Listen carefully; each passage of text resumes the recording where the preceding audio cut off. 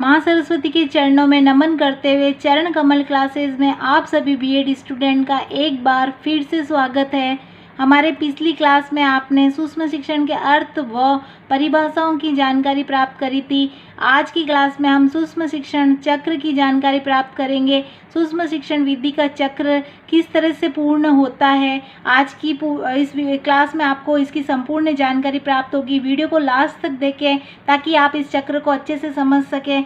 सबसे पहले हम बात कर रहे हैं इसका जो फर्स्ट स्टेप होगा आपके पाठ योजना का निर्माण करना। आप जब सूक्ष्म शिक्षण चक्र की हम शुरुआत में बात कर रहे हैं, आप अपना जो लेसन प्लान तैयार करेंगे उस लेसन प्लान को आपको किसी एक संक्षिप्त पाठ्य वस्तु पर तैयार करना है और वो लेसन प्लान इस तरह से बनाया गया हो ताकि 5 से 10 मिनट में आप अपने लेसन को पूर्ण कर सकें। फिर जो अपना नेक्स्ट स्टेप रहेगा वो है सूक्ष्म शिक्षण माइक्रो टीचिंग। क्लास के अंतर्गत आप अपने पाठ को किस तरह से प्रस्तुत करेंगे, तो ये आपका पाठ का प्रस्तुतिकरण रहेगा और जो आपके साथ में शिक्षक होंगे और अन्य जो सह छात्र अध्यापक या अध्यापिका होगी वो आपके पाठ का निरीक्षण करेंगे तथा जो समीक्षात्मक बिंदु है उन बिंदुओं को लिखते रहेंगे कि आपके पाठ के प्रस्तुतिकरण में आपका कौन सा शिक्षण का जो कार्य है वो अच्छा रहा या उसमें कौन कौन सी कमियां रही। नेक्स्ट हम बात करें अगला जो चरण अपना होगा,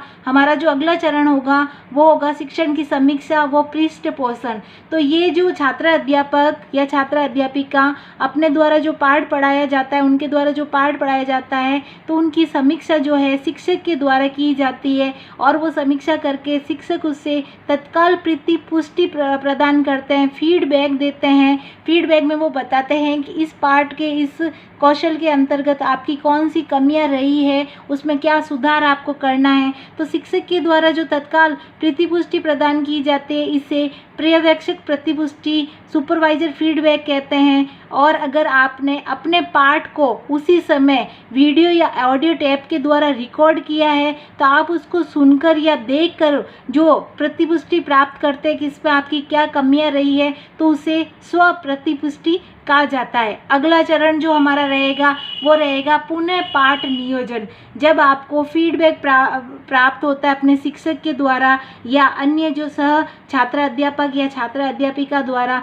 आपको जो अपना फीडबैक प्राप्त होता है उस फीडबैक में आपकी क्या कमियां रही है उसका सुधार करते हुए आपको पुनः पाठ नियोजन अपना लेसन प्लान जो है एक बार वापिस पुनः तैयार करना है, पाठ का आपको पुनः निर्माण करना है, वो आपका रहेगा पुनः पाठ नियोजन। नेक्स्ट हमारा जो स्टेप रहेगा, चरण रहेगा वो रहेगा पुनः शिक्षण। अब आपने जो अपना पुनः पाठ नियोजन लेसन प्लान जो तैयार किया है उसको आप क्लास में एक बार पुनः प्रस्तुत करेंगे, पुनः उसको पढ़ाएंगे क्लास में और उसी तरह उसकी वापस पाठ के निरीक्षण की व्यवस्था भी की जाती है। अगला जो हमारा चरण रहेगा पुनः समीक्षा व पृष्ठ पोषण। अब इस बार आपको आपके शिक्षक या अन्य जो सह छात्र अध्यापक छात्र अध्यापिका है उनके द्वारा जो समीक्षात्मक बिंदु है जो नोट कर रहे हैं तो एक बार पुनः वो उसकी निरीक्षण करेंगे और पुनः आपको प्रतिपुष्टि प्रदान की जाती है। इस तरह से आप अपना जो सूक्ष्म शिक्षण का आपके जो चक्र है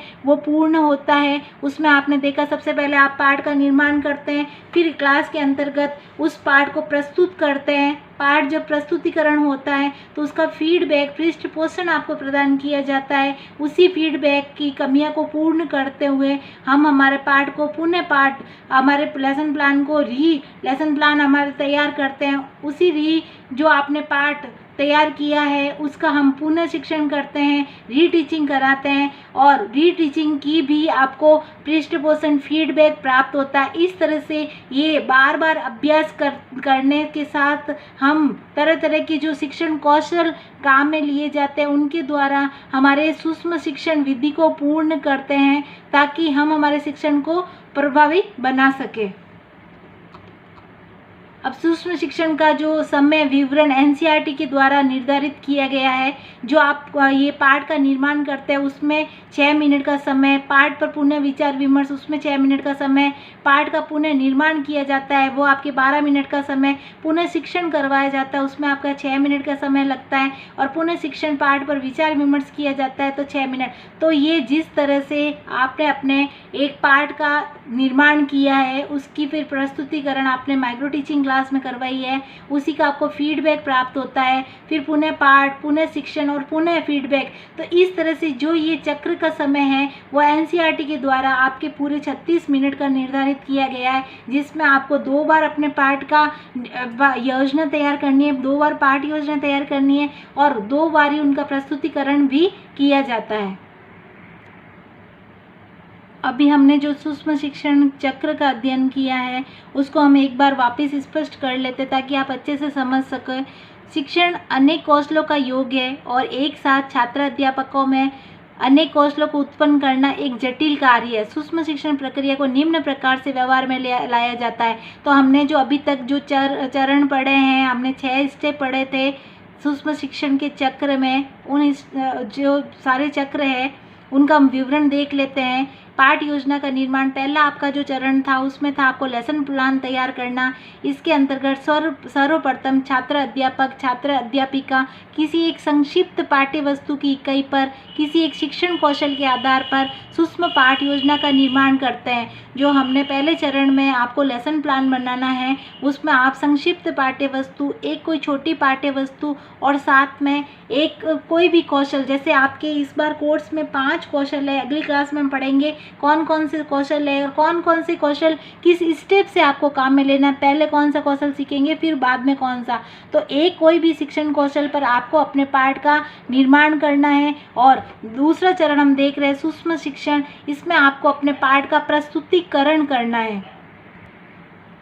दूसरे चरण की हम बात कर रहे हैं, इसमें छात्र अध्यापक या छात्र अध्यापिका स्वनिर्मित पाठ योजना के आधार पर 5 से 6 मिनट लगभग 5 से 10 छात्रों के छोटे समूह को पढ़ाता है।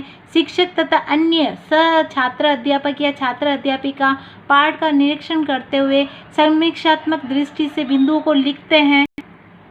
जिन महाविद्यालयों में वीडियो टेप रिकॉर्डर की सुविधा है वहाँ छात्र अध्यापक या छात्र अध्यापिका द्वारा पढ़ाए गए पाठ को टैप कर लिया जाता है और फिर उनको पुनः सुनकर फीडबैक दिया जाता है। अगला चरण हम देख रहे हैं शिक्षण की समीक्षा व पृष्ठपोषण। इस चरण में छात्र अध्यापक या छात्र अध्यापिका द्वारा पढ़ाए गए पाठ की समीक्षा की जाती है तथा शिक्षक द्वारा उसे तत्काल प्रतिपुष्टि प्रदान की जाती है। इसे पर्यवेक्षक प्रतिपुष्टि कहते हैं तथा ऑडियो वीडियो टैप हुए अपने शिक्षण को सुनकर अथवा देखकर छात्र अध्यापक स्व प्रतिपुष्टि भी प्राप्त कर सकता है। अगले चरण की हम बात करें पुनः पाठ नियोजन। प्रतिपुष्टियों के आधार पर छात्र अध्यापक द्वारा दिए गए जो सुझाव होते हैं तथा जो अनुभव होते हैं उनमें जो त्रुटियां रह जाती है उनको ध्यान में रखते हुए पुनः पाठ का नियोजन किया जाता है। आपने जब अपना पाठ प्रस्तुत किया है पहली बार, उसमें अगर कोई कमी रहती है तो उन कमियों को पूर्ण करते हुए अपने पाठ का आप पुनः निर्माण करेंगे, वो आपके पुनः पाठ नियोजन होंगे। अगला चरण आपके 5वां चरण रहेगा पुनः शिक्षण। अब आपने जो त्रुटियाँ थी, आपको जो सुझाव प्राप्त हुए उसके अनुसार आपने जो पाठ का निर्माण किया है उस पाठ को आप पुनः क्लास में प्रस्तुत करते हैं, पुनः शिक्षण करवाते हैं। पुनः नियोजित पाठ को छात्र अध्यापक पुनः पढ़ाता है तथा पुनः पाठ के निरीक्षण की व्यवस्था की जाती है।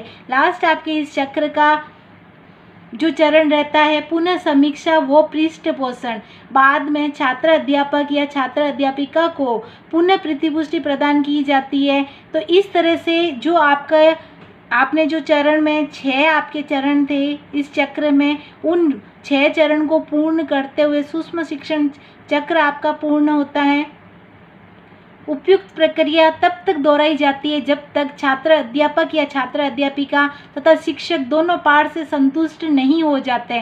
तो ये जो चक्र है वो आपका चलता रहता है जब तक आपने जो पाठ सीखा है, कोई कौशल काम में लिया है, तो उससे आपने जो प्रस्तुतिकरण दिया है आप उससे पूर्ण तरह से संतुष्ट नहीं हो जाए या आपके शिक्षक पूर्ण तरह से संतुष्ट नहीं हो जाए कि आपने ये पाठ पूर्ण रूप से सीखा या नहीं सीखा, तब तक ये चक्र चलता रहता है। इस तरह से आज की क्लास में हमने सूक्ष्म शिक्षण चक्र को सीखा है, किस तरह से सूक्ष्म शिक्षण का चक्र पूर्ण होता है। अगर आपको इससे संबंधित कोई भी डाउट हो तो आप कमेंट बॉक्स में लिख के पूछ सकते हैं। कोई भी अन्य जानकारी आपको चाहिए तो आप लिख के भेज सकते हैं। हमारी नेक्स्ट क्लास में हम पढ़ेंगे जो आपके शिक्षण कौशल काम में लिए जाएंगे उनके अर्थ के बारे में, शिक्षण कौशल कौन कौन से आपको पढ़ने होंगे, आपके कोर्स में कौन कौन से शिक्षण कौशल को सम्मिलित किया गया है। वीडियो सब्सक्राइब करें ताकि आप आने वाले वीडियो को प्राप्त कर सकें।